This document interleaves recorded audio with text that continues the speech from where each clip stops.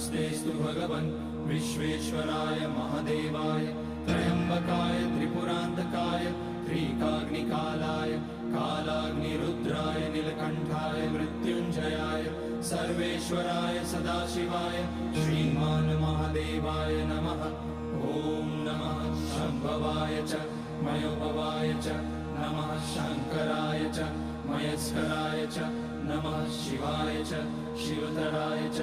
ॐ त्र्यम्बकं यजामहे सुगन्धिं पुष्टिवर्धनम् उर्वारुकमिव बन्धनान् मृत्योर्मुक्ष्यमामृतात्। नागेन्द्रहाराय त्रिलोचनाय भस्माङ्गराय